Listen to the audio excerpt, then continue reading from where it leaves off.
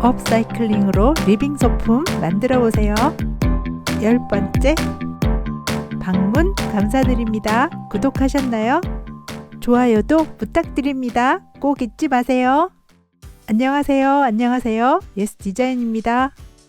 60cm에 40cm 작은 벽에 커버 리폼에 이어 가로 70에서 80cm, 세로 50cm 크기인 US 사이즈 벽에 커버를 만들어 보겠습니다. 먼저 필요 없는 단추부터 제거해 주세요. 잘라낸 커프스 단추는 버리지 말고 재활용하세요. 벽에 커버 세탁 시 단추가 없어질 수도 있으니까요. 벽에 커버로 만들 적당한 사이즈는 100 이상 라지 사이즈면 됩니다.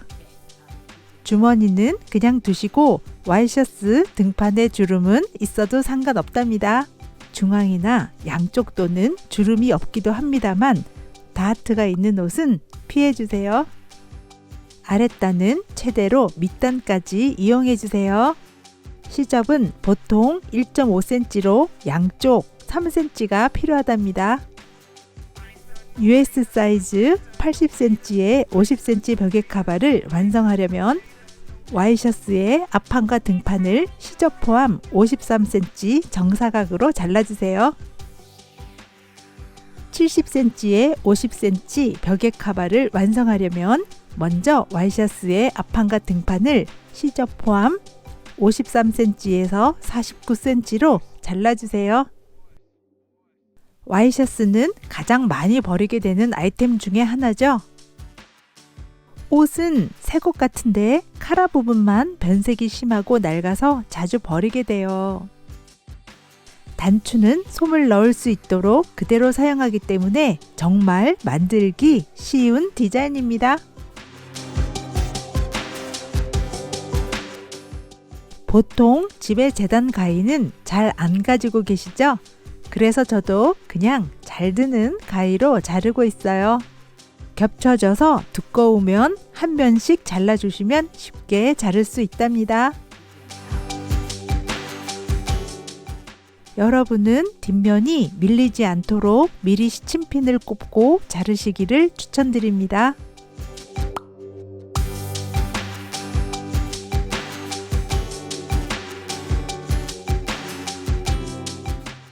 보통 벽에 커버의 세로 높이는 가로 방향과 상관없이 완성 50cm입니다. 그래서 재단은 53cm로 해주시면 됩니다. 스트라이프 도비 원단은 자르기가 쉽답니다. 선을 따라 직선으로 옆구리 선 양쪽을 잘라주시면 크게 틀어지지 않는답니다. 큰 사이즈 벽에 커버는 소매까지 모두 이용해야 합니다. 진동 부분 안쪽으로 여유 있게 재단해 필요 없는 부분을 떼어내세요. 잘라낸 소매만 가지고 재단 작업하면 훨씬 쉬워집니다. 소매 부리의 트임 단추는 떼어내지 마시고 꼭 그대로 두세요. 다시 단추를 잠궈주세요. 이제 커프스 부분은 필요가 없기 때문에 잘라내 줄 거예요. 커프스 라인을 기대고 잘라나가면 쉽게 자를 수 있습니다.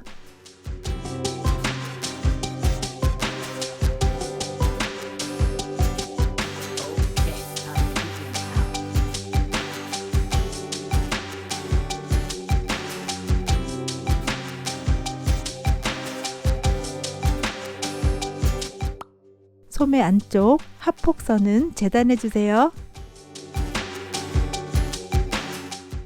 소매를 펼쳐보면 이렇게 입체적인 형태가 나옵니다. 길이 방향으로 꼭 반으로 접어주신 후 원단이 움직이지 않도록 먼저 시침핀을 꽂아주세요.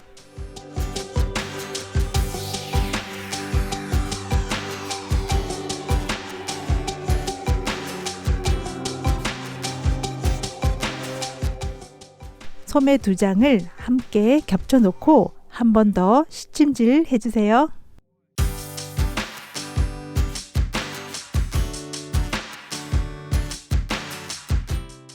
이렇게 시침질 해주시면 동시에 같은 사이즈로 자를 수 있답니다.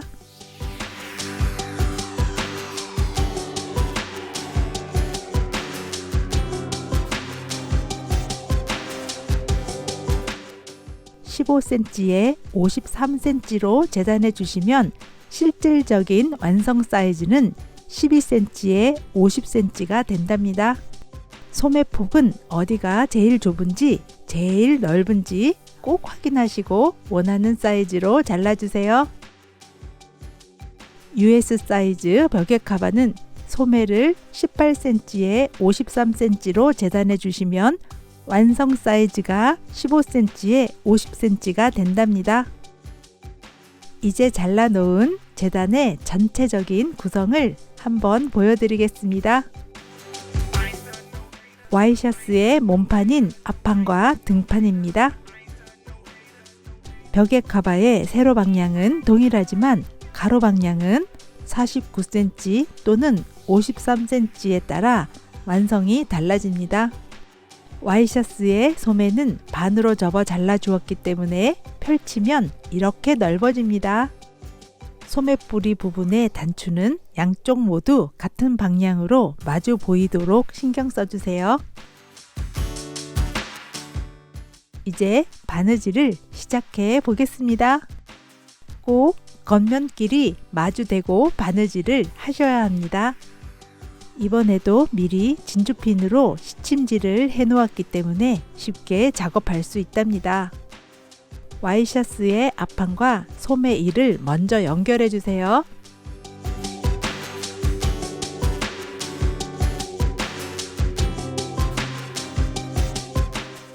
스트라이프 무늬일 경우 몸판과 소매를 연결할 때 같은 방향으로 하지 마세요. 꼭 몸판의 방향을 틀어 주셔야 예쁘답니다.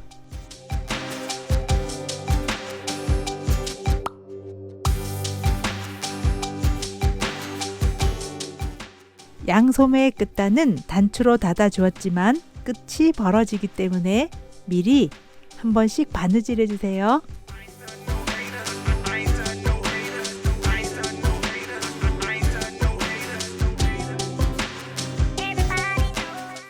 이제 소매 1과 앞판을 연결했다면 와이셔츠 앞판과 소매 2를 연결해 주세요. 그 다음 소매 2와 와이셔츠 등판을 연결시킨 후 처음 소매 1을 등판과 원통으로 연결시키면 완성입니다. 원단의 겉면끼리 마주대고 박음질 해주셨죠? 가운데에는 와이셔츠의 앞판 단추가 보이시죠? 안쪽 면을 보면 양쪽으로 같은 위치에 소매 단추가 위치해 있습니다. 모두 연결되었습니다. 앞판과 뒤쪽 등판의 연결선이 같은 위치에 오도록 잡아주세요.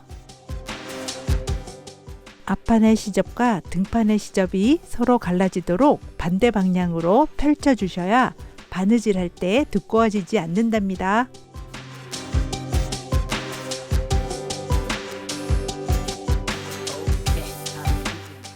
원단이 움직이지 않도록 먼저 시침핀을 꽂아주세요. 앞판과 뒤쪽 등판만으로 아주 간단하게 쿠션도 만들 수 있답니다.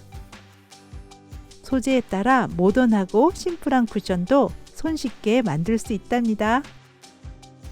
화려한 하와이안 셔츠나 꼬마들이 입었던 귀여운 남방으로 만들면 더 예쁘겠죠?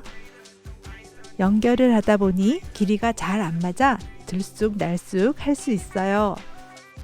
이럴 땐 반으로 접어 각도를 확인한 후 다시 잘라주세요. 순서대로 연결만 잘해도 크게 어렵지 않게 만들 수 있답니다.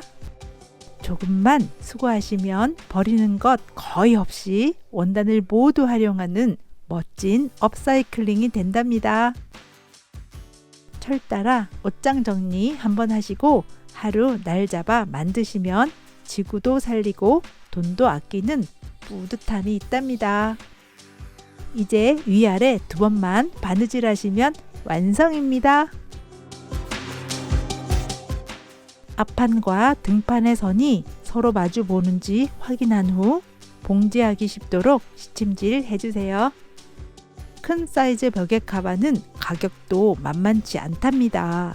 작은 사이즈는 흔히 시장에서 살 수도 있지만 큰 사이즈 벽에 카바는 소재도 좋고 컬러도 예쁜 아이템을 구매하기가 만만치 않답니다.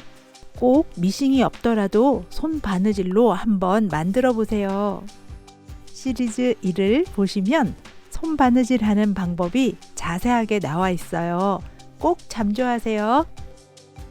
일반 러닝 스티치와 비슷하지만 스티치 간격만큼 다시 한 땀 뒤로 가서 빈 공간이 없도록 박음질 하는 방법입니다.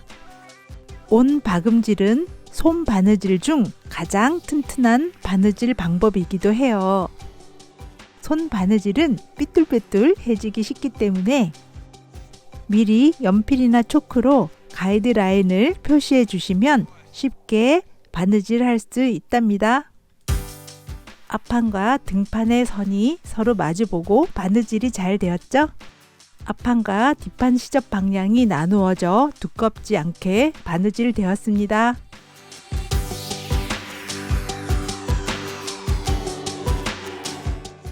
오바 작업은 생략하도록 하겠습니다.